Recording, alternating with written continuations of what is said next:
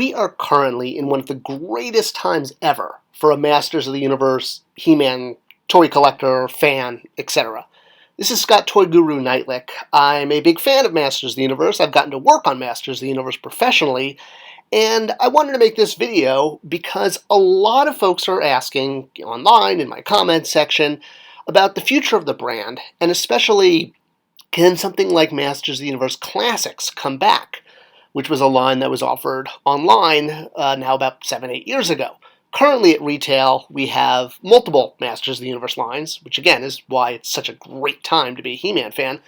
One of the really cool ones is Origins, which is I'm a big fan of this, even though I haven't gotten all the figures. The ones I've gotten have been really cool. And head over heels next coming up is Revelation, which is the Masterverse line. Now, Mattel recently commented regarding Origins that they have no intention of ending the line, which of course is great. I mean, I want to see this line go forever. I would love to see characters like, heck, Mighty Spector in Origins, like that'll never happen. But I did notice that, anytime there's a Q&A, you probably note there's some kind of what my first boss called weasel words, where it's sort of hedging your bet. We don't have an intention of ending it, but well, yeah, but you still got to keep retail interest. And historically, if you look back at MOTU at retail, especially the most recent one, previous to Origins, which was the 2000X or 2001 toy line based on the Mike Young Productions animated series, this line was aimed at kids, and it was sprinkled with some collector items, although the collector items were not at retail. Everything at retail was kid-driven. That's why you saw so many repaints of main characters, was to keep them out there and in kid-friendly colors that would pop. Anything done for the collector was not at retail. It was done at conventions or as mail-away figures, because there are not enough collectors to maintain a retail line, especially at big box stores only, now that we don't have toy stores. You need a certain amount of turns, a certain amount of velocity. So that brings us back to Masters of the Universe Classics, and why it was different, and why it was able to go so deep in the character selection, unlike really any other MOTU line ever. I mean, it even outdid the vintage line as far as number of characters, number of releases, and years that it went, the time span. So how is this possible? Well, the first figure premiered at a convention, clearly just for collectors. It was not part of a retail line. It was a deluxe package, and this was followed up by more figures, but online only. They were not available at retail. You could only get them on Matty Collector. And the line started to grow. It took off. We didn't expect it to go beyond 6 figures when we started this line. I've been very clear about that, but it did. It went well above 6 figures. In fact, we got play sets and vehicles and eventually did every figure in the vintage line. So how was this possible? How did a line for He-Man go so deep when current retail lines are basically at kind of 20 to 30 figures, if that? Well, there are reasons for this. First off, it went around retail. Retail is great for selling product at bulk, at mass, aimed at kids and for kids' birthdays and for Christmas and Hanukkah and holidays. But retail has its limitations in the fact that you are relying on retail orders, and a line has to perform at certain expectations to meet retail needs, meaning there has to be a certain amount of sales per peg, per week. So you're more or less kind of at the mercy of orders coming in from retailers in order for a line to keep going. And everything at retail, especially for big box stores, now that we don't have toy stores anymore, and that's been a big change, and that's a big reason for why we're seeing, a lot of empty pegs and things, is toy lines have to earn their keep. They have to, every toy, in that planogram has to sell a certain amount of units per week, per day, per month, in order to justify the space it takes up. And if it doesn't do that, well, it basically gets replaced. Listen, no one's getting replaced.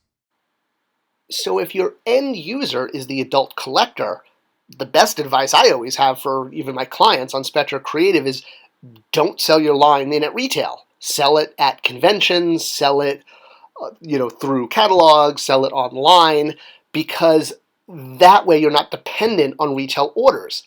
And MOTU Classics really was lightning in a bottle, and it was a product of its time when prices were set, when cost to produce product was a certain way, and there's a lot of reasons why it really just can't come back.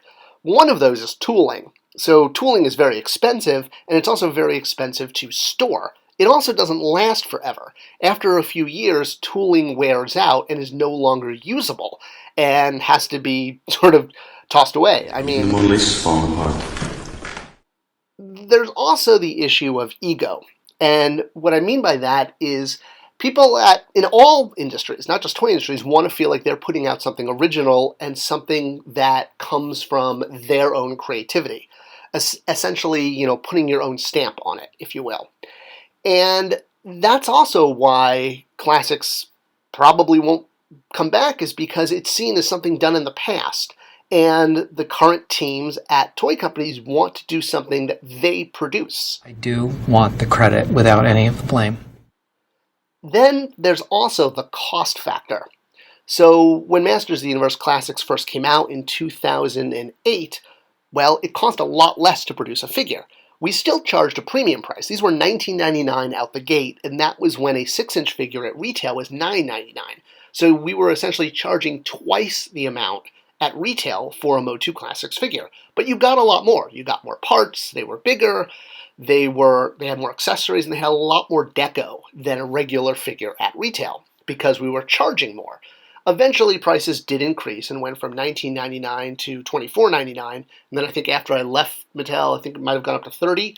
But if you look at current offerings at $19.99 at retail, well, they have a lot less deco and even less accessories than a lot of the classic figures had. If you compare He-Man to He-Man, apples to apples, you can see from a deco perspective how much less deco the retail offering currently has versus an online offering of the same character, because we charged more.